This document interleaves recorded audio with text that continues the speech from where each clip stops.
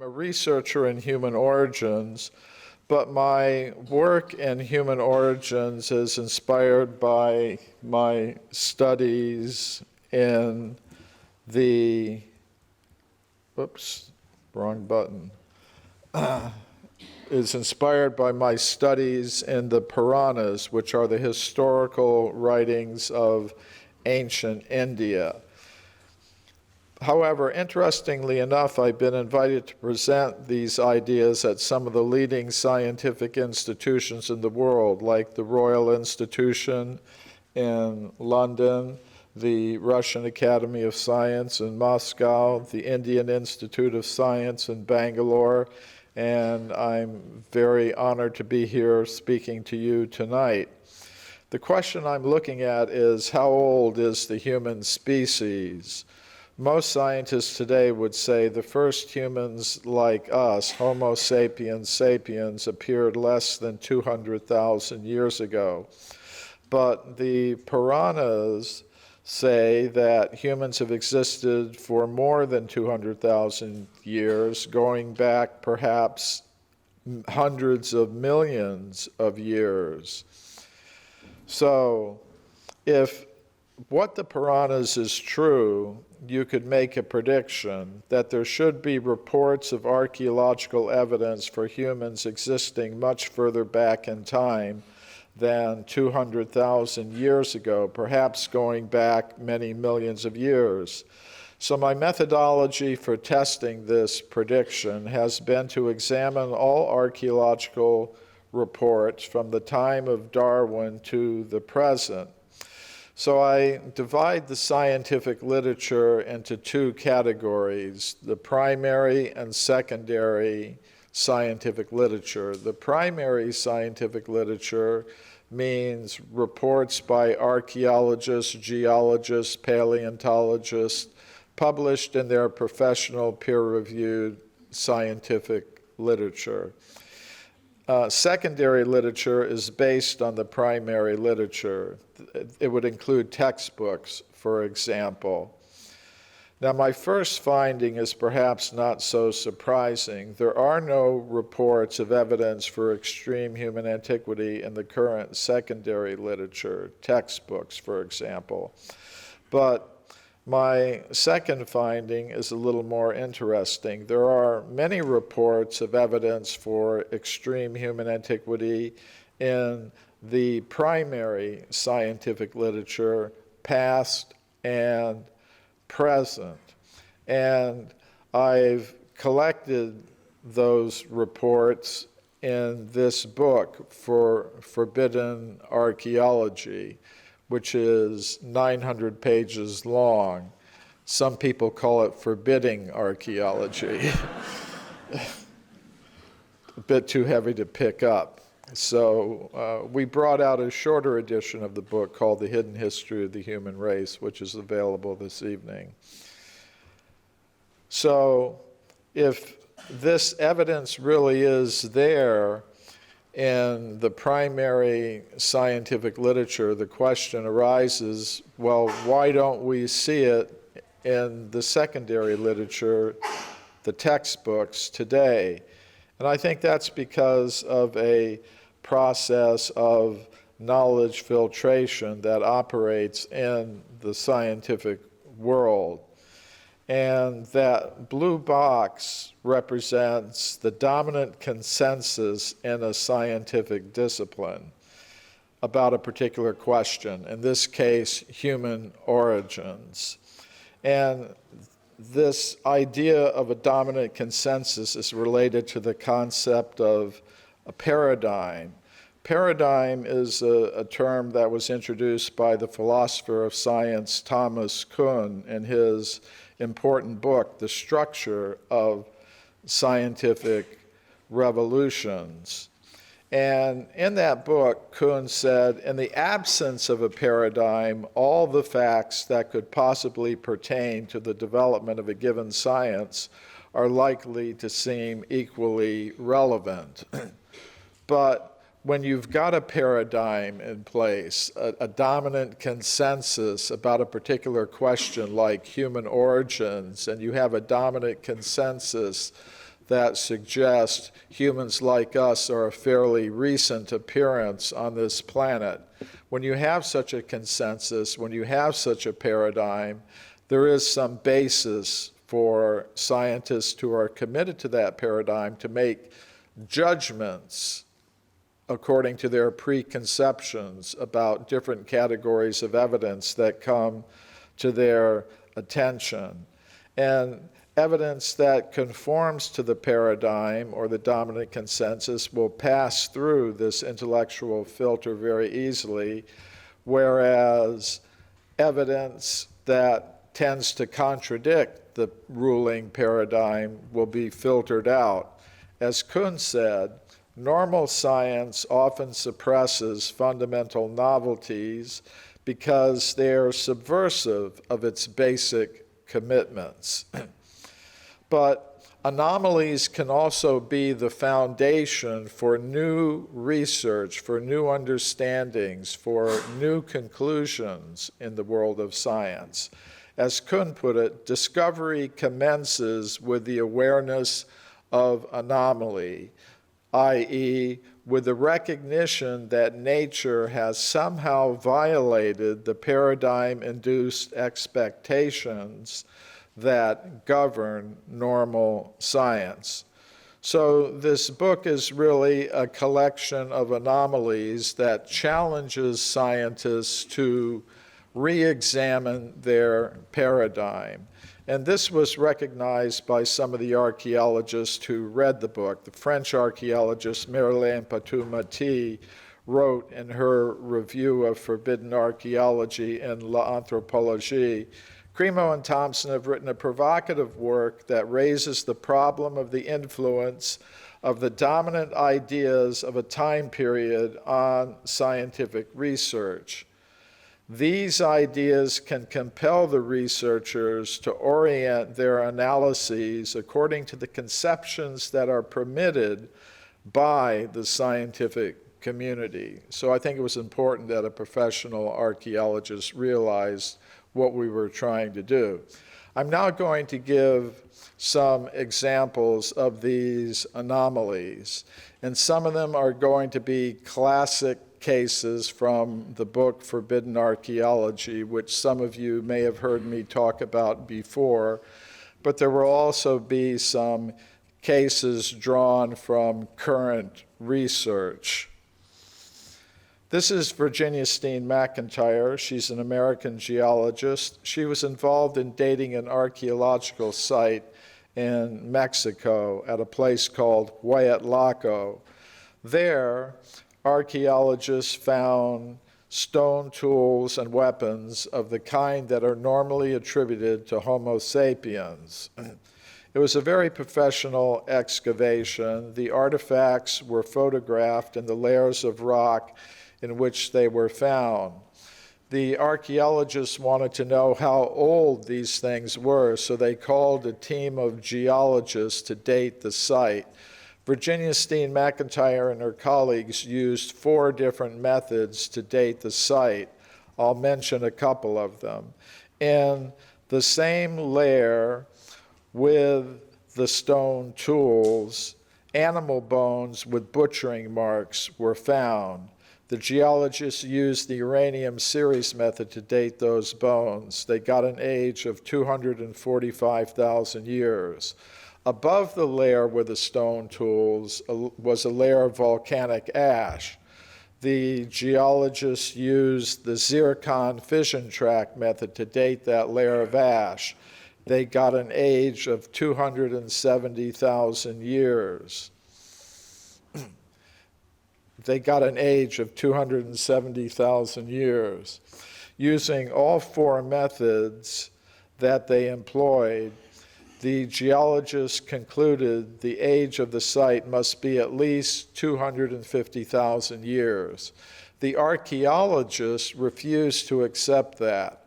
According to their understanding, human beings capable of making those artifacts did not exist anywhere in the world 250,000 years ago, and what to speak of being present in North America. The dominant consensus now is that there are no humans in North America any earlier than about 20,000 years ago.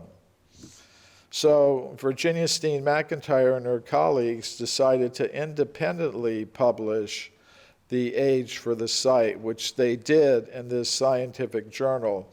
But when they did that, they experienced an extreme negative backlash from their colleagues in the scientific world because they had dared to publish something that radically contradicted the dominant paradigm.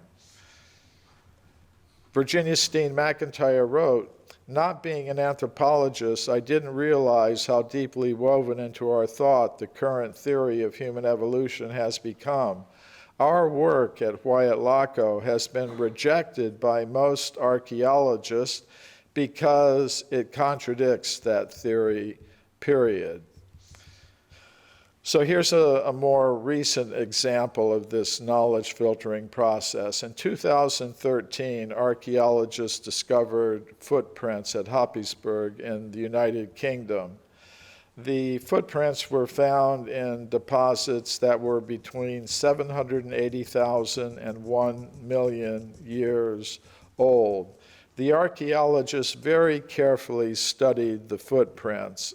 For example, they measured what they call the foot index, in which you divide the width by the length and multiply by 100. The average foot index for the 152 Hoyberg prints was 39, which is just about the same as the foot index of living populations of anatomically modern humans. Now, of course, the archaeologists did not believe that anatomically modern humans were present in Europe almost 1 million years ago.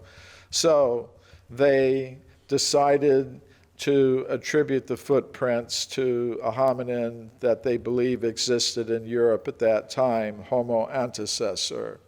So this is one way in which the knowledge filtration process works.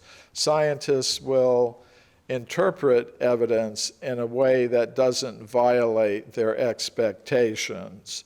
And we all have expectations that determine the way that we look at things. For example, many people will look at these cards and see nothing wrong with them, but actually they're altered. And this is part of a famous psychological experiment that was carried out. You know, the researchers took a deck of cards, a normal deck of cards, and then they altered some of the cards, like you see the 6 of spades, which normally would be black, they turned it red. So they took this deck of cards and they showed the cards to people one at a time and asked if they noticed anything. And 99% of the people did not notice anything wrong with any of the cards, even though they were altered. In other words, they saw what they were conditioned to see. They saw not what was actually in front of them, but what they expected to see. And scientists often do that. Kuhn wrote, "In science, as in the playing card experiment, novelty emerges only with difficulty, manifested by resistance against a background provided by expectation." In other words, scientists sometimes, they just do not see what is in front of them, even if it is novel, even if it is different, because they're conditioned by their expectations. And I'll give a very recent example of that. This is the OH86 finger bone, which was discovered in 2015 by archaeologists at Olduvai Gorge. It was found in a deposit 1,840,000 years old. So this finger bone is, technically it's called a left fifth proximal manual phalanx, but you can see it there circled. And the archaeologists very carefully studied this finger bone. They did measurements of it, and they compared the measurements of the OH86 finger bone to the finger bones of different species of apes, chimpanzee, gorilla, macaque, baboon, and they also compared it to the same finger bone of different hominid species like Australopithecus, Homo habilis, Homo erectus, and they found that the OH86 finger bone fit squarely in the modern human group. It was different from any kind of ape man that had previously existed, different from that of any kind of ape or monkey. So here's what the scientists said in their report, which was published in Nature Communications. OH86 represents a hominin species whose closest form affinities are to modern Homo sapiens. However, the geological age of OH86 obviously precludes its assignment to Homo sapiens. Now let me translate that for you. They're saying we've got this finger bone. It's exactly like that of modern Homo sapiens, but we cannot call it Homo sapiens because it was found in a deposit 1,860,000 years old. It's just too old. So Kuhn said about this sort of thing, no part of the aim of normal science is to call forth new sorts of phenomena. Indeed, those that will not fit the box are often not seen at all. In other words, these scientists were looking directly at this evidence, but they were not seeing it for what it really is. As far as I'm concerned, the OH86 finger bone should be assigned to Homo sapiens and be given an age of 1,840,000 years. In the 19th century, an interesting discovery was announced to the scientific world by an Argentine scientist, Florentino Ameghino. An anatomically modern human skull was found in Buenos Aires. It was found in an excavation there. The excavation went 15 meters down. There they encountered a thick layer of limestone. They broke through the limestone layer, and they found the anatomically modern human skull in the Pre-Ensenadin Formation, which according to modern geologists is between 2.15 and 3.2 million years old. So here is evidence for a modern human presence between 2 and 3 million years ago in South America. In 1999, I lectured on forbidden archaeology at the School of Geology and Geophysics at the University of Oklahoma at the invitation of geologist David Deming. And I was surprised he invited me. You know, he's a full professor there, looks totally orthodox in his views, and I asked him, why did you invite me?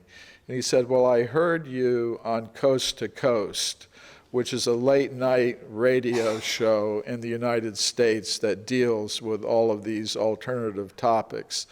So sometimes it's very surprising. You know, somebody may appear to be perfectly orthodox in terms of their scientific views, but in their heart, they're harboring doubts and questions that open them up to new possibilities. So anyway, since this lecture was in Oklahoma, I thought I would mention a case from Oklahoma. There was a paleontologist early in the 20th century named Harold Cook. And in 1926, Cook learned of some discoveries of human artifacts in Oklahoma, he informed his superior, J.D. Figgins, at the Colorado Museum of Natural History, and they went to the site in Oklahoma, which is the Hominins gravel pit. And that's a photograph taken in January 1927 of the Hominins gravel pit. These are some of the artifacts that were found there. They're projectile points. They're the kind of tool that archaeologists normally say are made by humans like us. This projectile point was found at this part of the excavation, and this one here was found even a little bit deeper towards the bottom of the quarry. Now, in that same layer, which is labeled A, fossils of an extinct elephant called Trilophodon or Gompotherium were found. It's a four-tusked elephant. And according to modern paleontology, the last appearance of Trilophodon was about 1.8 million years ago in the early Pleistocene. After that, it was extinct. And I talked to a paleontologist at the University of Oklahoma, and he said, yes, those bottom layers at the Hominins gravel pit, the fauna, the kinds of animals found there showed as early Pleistocene, which is consistent with an age of 1,800,000 years. So I would say what we've got there is evidence for a human presence in North America going back about 1.8 million years. And it's interesting what happened with David Deming.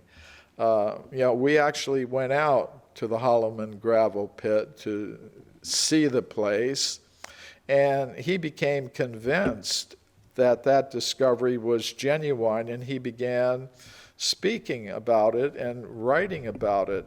It's a case where I think I was able to successfully radicalize a scientist. He wrote about this discovery. Every possible objection was raised as to why the artifacts from the Hominins pit could not be as ancient as they seemed. All objections were met and defeated. Even a vociferous critic was forced to concede that the human artifacts were of the same age as the fossil animals. So another case I've been looking into recently is the case of the deep gravel mine in Waldo, Oregon, which was owned by the Wymer brothers. This is a photograph of that gravel pit in 1906.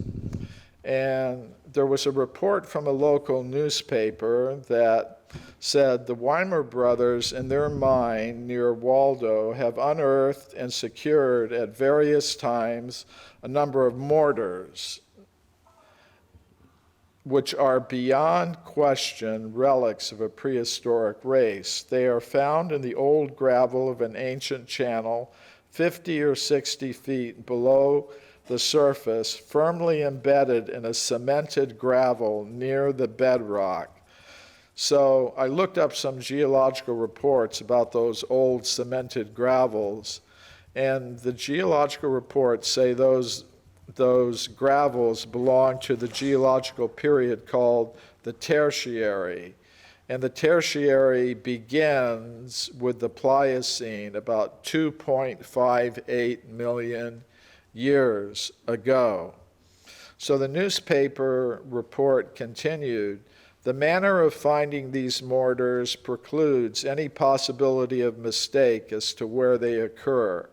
In other words, they weren't something recent that had fallen into the gravel pit.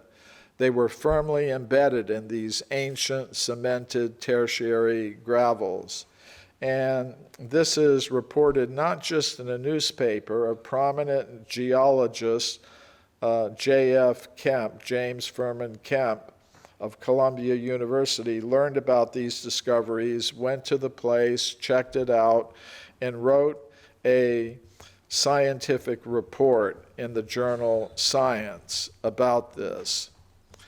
Here in England, there was an interesting discovery made by Henry Stopes, reported by him to the British Association for the Advancement of Science in 1881. The discovery was a shell with a simple but recognizable human face carved upon it. This was found in the Red Crag Formation in England, and his daughter, Mary Stopes, wrote some scientific reports also defending her father's discovery. The shell was found at a place called Walton-on-Naze on the east coast of England. And this is the Red Crag Formation at Walton-on-Naze. You can still find shells in that formation. And modern geologists say that the Red Crag Formation is late Pliocene, between 2.6 and 3 million years old. So I think we've got evidence here for a human presence going back 3 million years. In 1867, Robert Collier, a medical doctor, reported on a fossil human jaw from Suffolk, from a place called Foxhall. This anatomically modern human jawbone from Foxhall was also found in the Red Crag Formation. It's kind of close by Walton-on-Naze. And later, in the early 20th century, J. Reed Moore of the Prehistoric Society of East Anglia did further research at Foxhall. He found stone tools and weapons, signs for the deliberate use of fire. And the American anthropologist and archaeologist Henry Fairfield Osborn wrote in Natural History, "The discoveries of J. Reed Moore bring indubitable evidence of the existence of man in southeast Britain before the close of the Pliocene." So the Pliocene closes at 2.58 million years ago, and these discoveries of human bones and human artifacts go back before that. Another interesting discovery was made at a place called Miramar in Argentina. The discovery was not a human bone. This is the bone, the thigh bone of an extinct South American mammal called a Toxodon. But the interesting feature of this thigh bone is it has embedded in it a flint arrowhead. This discovery was announced to the scientific world in 1915 by Carlos Ameghino. It was found in the Chapadmalalen Formation at Miramar. And according to modern geologists, the Chapadmalalen Formation is between 3.2 and 4 million years old. Of course, there were some skeptics, and they said, well, here's what probably happened. Somebody probably got a fossil Toxodon bone from somewhere and then went to some fairly modern Indian village and got a flint arrowhead and then pounded it into the Toxodon femur for Carlos Ameghino to find in his excavation. And so Carlos Ameghino thought, okay, if that's what they say, let me call them all to the site. So he brought a commission of the leading paleontologists and geologists and archaeologists of Argentina to the site, including the skeptics who were saying these things. And he told them, okay, you pick a place for us to dig. So they dug, and just above the man who's sitting in the center there, you can see the place where they dug several feet into the cliffside. And they found in that excavation, witnessed by all these scientists, these bola stones. Now, bola stones are a kind of weapon. You've got these stones with grooves carved around them. You attach them to strings. You can catch small animals, birds. So these kinds of instruments, according to archaeologists, are made and used only by humans like us. So we've got evidence for a human presence in the Chapadmalalen Formation going back over 3 million years in Argentina. Also at Miramar, an archaeologist named Vignati in 1921 discovered part of an anatomically modern human jaw with 2 molars embedded in it. And Dr. Joaquin Frangeli, who published a scientific report about this discovery, said, our attention was particularly drawn to the completely human character of the molars. And later, an American anthropologist, Theodore D. McCown, wrote, the Miramar molars are, quote, quite positively Homo sapiens, but they were found in the Chapadmalalen Formation at Miramar, and modern geologists say that formation is between 3.2 million and 4 million years old. In 1979, Mary Leakey announced the discovery of footprints at a place called Laetoli in Tanzania in East Africa. The footprints were found in layers of solidified volcanic ash 3,700,000 years old. And in her original report, Mary Leakey said the Laetoli footprints are indistinguishable from modern human footprints. Other scientists also agreed. Paleontologist Tim White said, make no mistake about it, they are like modern human footprints. Now, neither Mary Leakey nor Tim White believed that humans like us existed between 3 and 4 million years ago. So how did they explain the footprints? Well, they proposed there must have been some kind of ape man, some kind of hominin who had feet exactly like modern human feet. Now, we have the skeletal remains of the hominins that existed at that time in Africa. They're varieties of Australopithecus. And the foot structure of Australopithecus is not like that of a modern human being. It has very long toes, sort of like human fingers, a first toe that can move out to the side like a human thumb. So actually, the only creature known to science from skeletal evidence that has a foot exactly like that of a modern human being is a human being like us. So what did Mary Leakey actually find? I think she found evidence that humans like us were existing in Africa almost 4 million years ago. Now, some people will say, okay, footprints are a little bit ambiguous. It would be better if you had human skeletal remains that age.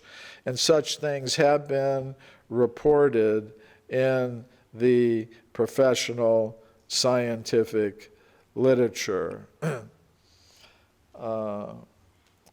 The Italian geologist Giuseppe Ragazzoni found human skeletal remains in a formation about 4 million years old at a place called Castanedolo in northern Italy. I went to Castanedolo and I met this gentleman there, and he gave me a copy of a rare geological report about these discoveries. So we relocated the place where the discoveries were made. Now, when some scientists hear that a human skeleton was found in layers of rock 4 million years old, they say this is very easy to explain. Maybe 4,000 years ago, somebody died on the surface, and then they put the skeleton down in that very ancient layer of rock, and that's why you think you've found a human. Yeah, this sometimes happens when you put a PC production on a Mac, but I think you get the point. That, they say, okay, it's a burial, it's an intrusive burial. The skeleton really doesn't belong in the layer in which it was found. But Ragazzoni, the discoverer, was a professional geologist, and he was very much aware of this problem. And he said, okay, if it had been a burial, then the layers of rock above the skeleton would have been disturbed, as we see here. But he looked very carefully when he was taking the skeletons out of the ground, and he could see that all the layers of rock above the skeleton were intact and undisturbed, indicating that the skeletons really were as old as the layers of rock in which they were found, in this case 4 million years old. Now, there's been a recent discovery that kind of confirms the existence of a human presence going back 4 to 5 million years or even further. And these are footprints that were discovered at a place called Trokilos in Crete. The discovery was announced this year. There were 50 footprints found. Some of them were small, 3.7 inches, but some of them were larger, 8.8 inches. This was published in the Proceedings of the Geological Association. The footprints had human-like features, short toes, the first toe larger than the others, the first toe non-divergent, in other words, in line with the others, an evident ball of the foot. But the scientists who discovered these things could not really accept that humans like us were present to make these footprints, so they suggested they must have belonged to some kind of creature like they suggested Ardipithecus ramidus, who was known to exist in Africa at about that time. But if you look at the feet of Ardipithecus ramidus, you see they don't really match those footprints that were found in Crete, which are human-like in their form. So I think the best interpretation of those footprints that were recently found in Crete is that they're evidence for a human presence 5.7 million years ago. Now, these are the waste heaps of the Ophir silver mine in Virginia City, Nevada. In the 19th century, mines were opened there for mining silver. And in the Ophir mine, this anatomically modern human skull came up. And this report says the skull was dug out about 300 feet below the surface. And then when it was brought out, it was noticed by a United States District Court judge, A.W. Baldwin, and he picked it up and saved it. And it was later sent to California, to San Francisco, to Dr. J.D. Whitney, who was the chief government geologist of California, and he studied it. And one of his colleagues, one of his associates, Dr. James Blake, made a report about it at a meeting of the California Academy of Sciences. So, as I said, this skull came from 300 feet deep in the silver deposits, which belong to the Comstock Lode. And according to modern geologists, the Comstock Lode deposits are of Miocene age, being about 1.4 million, 14 million years old. Sometimes I can't even believe what I write.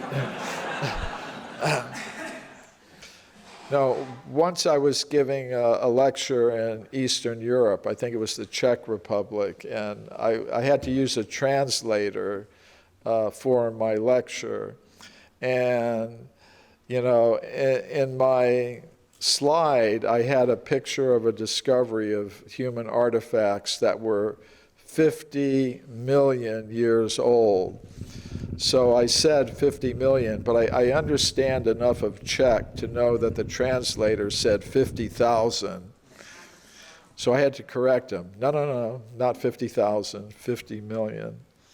Things like that happen. So I think the Ophir skull provides evidence for a human presence in North America going back 14 million years.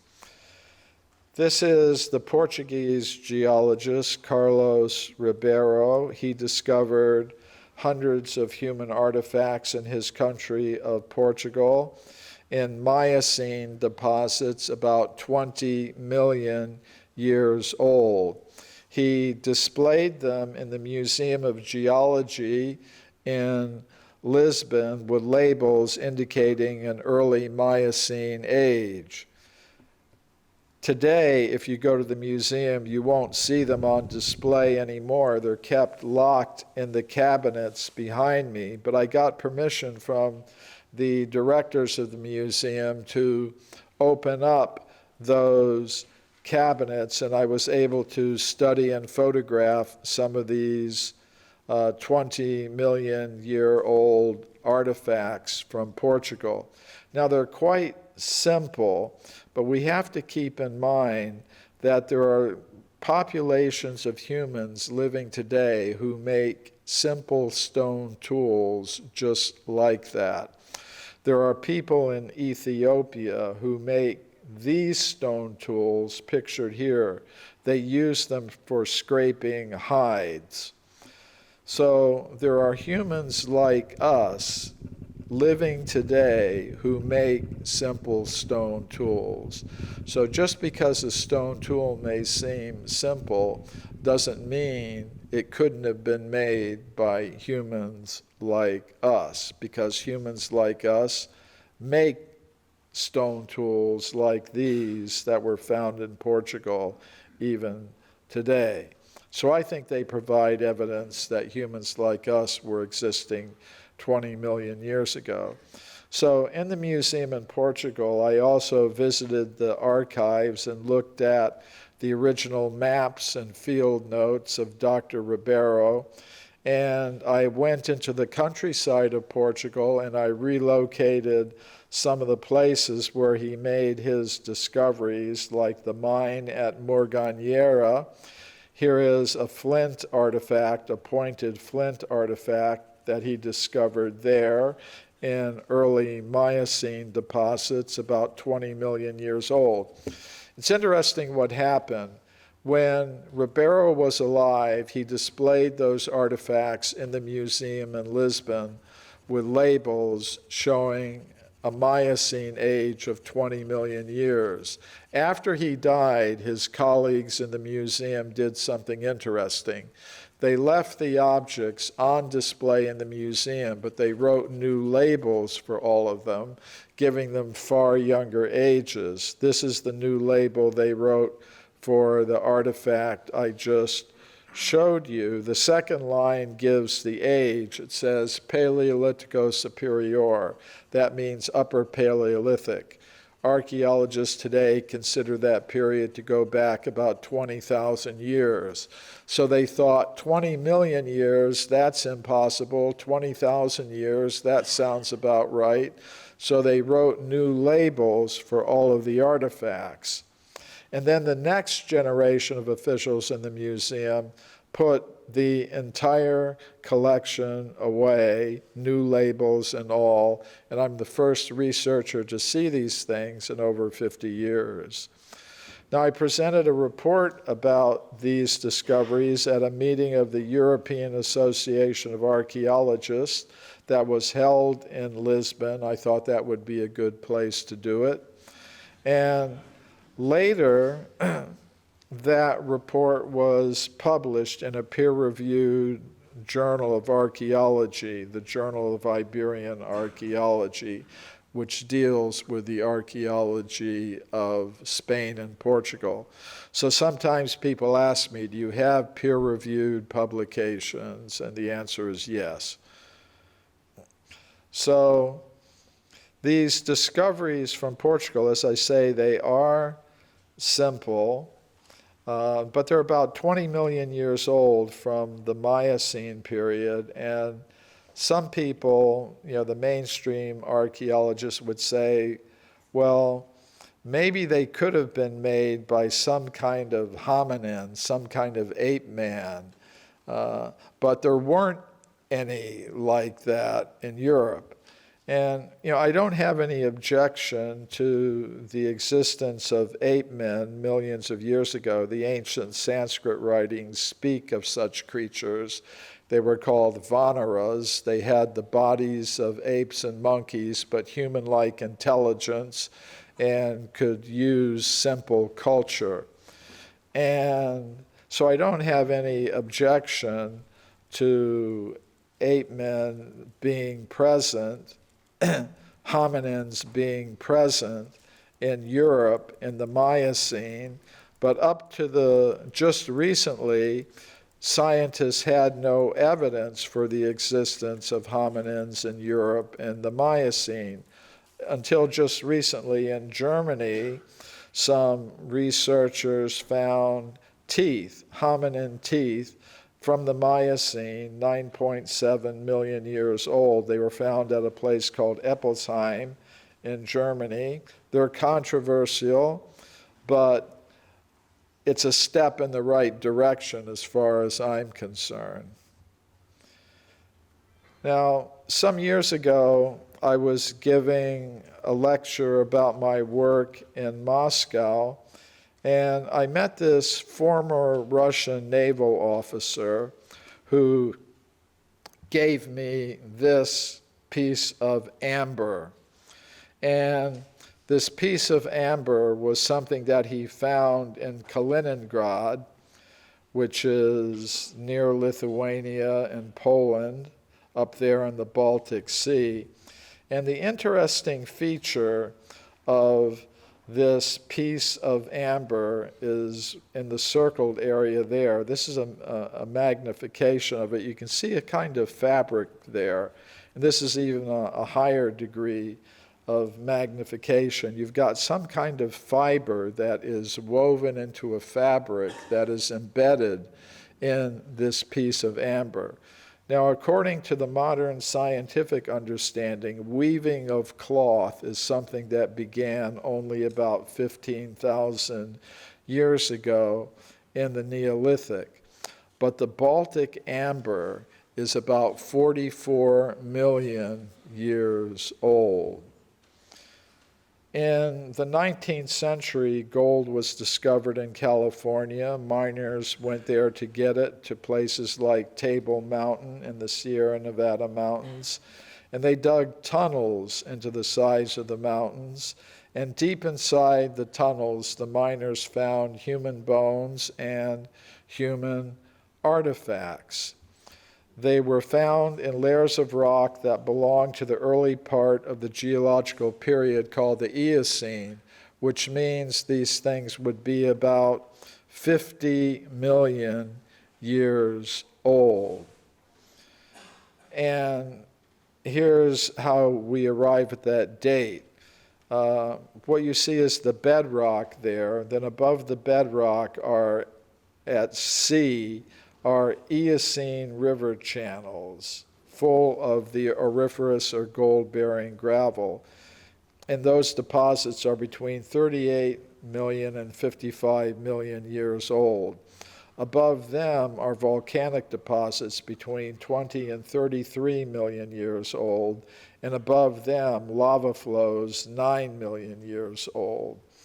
So these discoveries were reported to the scientific world by Dr. J.D. Whitney. His report was published by Harvard University in the year 1880.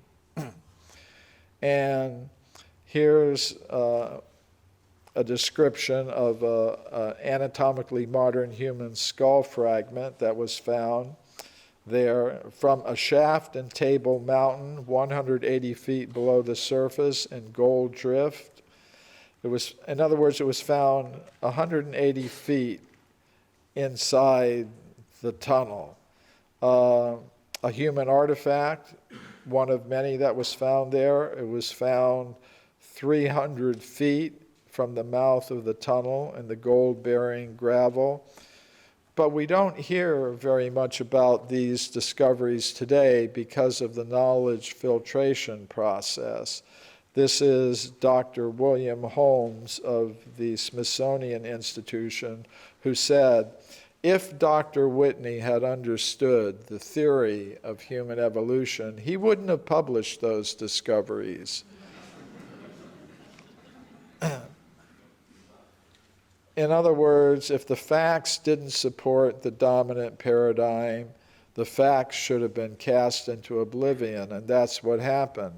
But some of the artifacts from the California gold mines are still in the Museum of Anthropology at the University of California at Berkeley. They're not shown to the public, but I got permission from the directors of the museum to study and photograph them.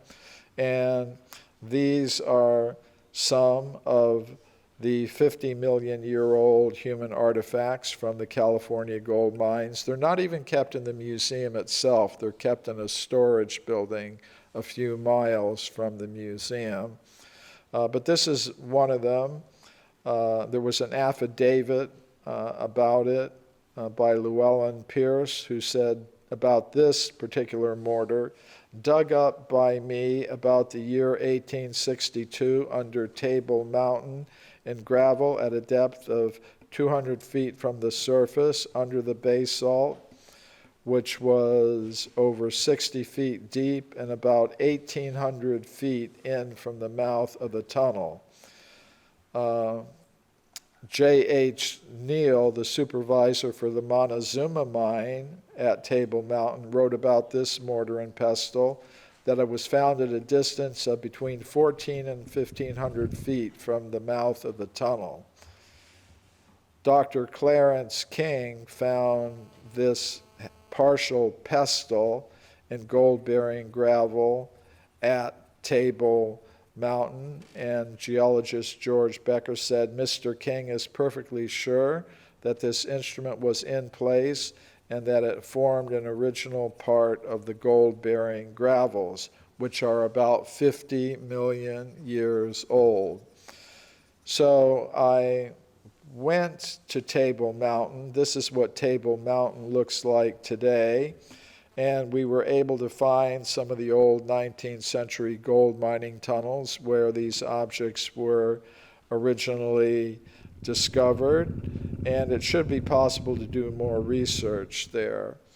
You know, when this information was first reported, I was asked to be a consultant for a television documentary called The Mysterious Origins of Man that aired on NBC. And when scientists learned about this television program, they tried to stop NBC from showing it. They weren't successful. The program did air, but the scientists complained to the Federal Communications Commission, which is the agency of the United States government that licenses the television broadcasting companies. And they asked the government to investigate NBC, censure NBC, fine NBC millions of dollars so they would never do this again. And they wanted the government to force NBC to publicly apologize for having aired the program. Now, I'm happy to say the government didn't do that, but it was interesting that these kinds of attempts were made. I later presented a paper about these discoveries at a meeting of the World Archaeological Congress. Now, this is a pretty extreme case even for me, but in 2000, a woman named Paulina Zielinski from Canada and her husband, who run a company called Advanced Digital Communications, were doing underwater research for the Cuban government, trying to locate sunken Spanish galleons off the coast of Cuba. And in their sonar search of the ocean bottom, they got images of structures on the sea bottom. And some of the imagery showed what appeared to be a city with massive stone structures. And this was found in the waters off the western tip of Cuba. And a proposal was made that these structures were erected on a land bridge that existed between Cuba and the Yucatan part of Mexico during the last ice age. During the ice ages, the water in the ocean is redeposited on the earth as ice. So that means the sea levels go down. So they thought, okay, during the ice ages, it was dry land, and that's when these structures were built. So that would be about 20, 30, 40, 50,000 years ago. But some skeptics announced, like even during the ice age, the sea levels were a maximum of 100 meters, about 328 feet lower, and these structures are found at a depth of 2,000 feet. So the skeptics proposed, okay, so these couldn't have been built during the ice age. They're at 2,000 feet, and that wouldn't have been exposed even during the time of lowered sea levels. So I thought, was there any time before that even that part of the Gulf of Mexico would have been dry land? So I did some studies in the history, the geological history of the Gulf of Mexico. And it turns out that 195 million years ago, during the Jurassic period, the Gulf of Mexico was dry land. And around that time, there were some breaks in the coast of Mexico and off the coast of Florida, and water from the Atlantic and Pacific flowed into that basin and covered what was once dry land. So, is it possible that during the Jurassic period there was a human civilization that built those structures? For me, I think it's possible. This report from the Morrisonville Times tells of a gold chain that was found in coal 300 million years old. This iron pot was found in coal deposits, again about 300 million years old. This bell was found in coal deposits about 300 million years old. And there are scientific reports of anatomically modern human skeletons being found in coal deposits about 300 million years old.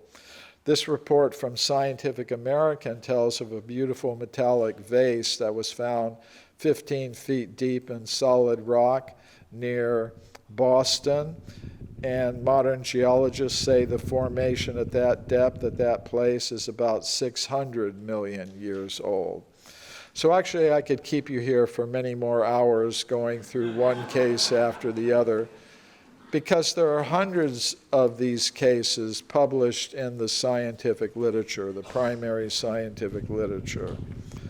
So, you know, my books are translated into about 26 different languages. One of the languages they're translated into is Russian. So I've been to Russia several times. I've spoken at many universities there. And usually the lectures go okay. But at one university, the Tyumen State University in Russia, there was a problem. Some professors invited me to speak about forbidden archaeology, and a lecture was scheduled. Some other professors in the university found out about it, and they went to the president of the university, and they got the lecture canceled. So the professors who invited me went to the local branch of the Russian Academy of Sciences, and they spoke to the director there. And he said, okay, if they won't let him speak at the university, he can speak here. So they had buses bring students and professors from the university to the Russian Academy of Science building. And the professors who invited me said, more people came than would have come if the lecture had been held at the university, because everybody wanted to see, what is this man going to say that's so dangerous that his lecture was canceled? So then something interesting happened. The next year, I went back to the same university and I spoke in the biology department there, no problem. They decided, better just let him speak, you know, because if we try to stop him, it's just going to be worse. Same kind of thing happens in the United States sometimes. Google has an interesting program at their headquarters in Mountain View. They allow employees to invite authors to come and address Google. So some employees decided, let's invite Michael Cremo, so they did. And then some other employees found out about it and they tried to get the lecture canceled, but they didn't succeed. So if I didn't get forbidden every once in a while, I couldn't really call my topic forbidden archaeology. Thank you very much.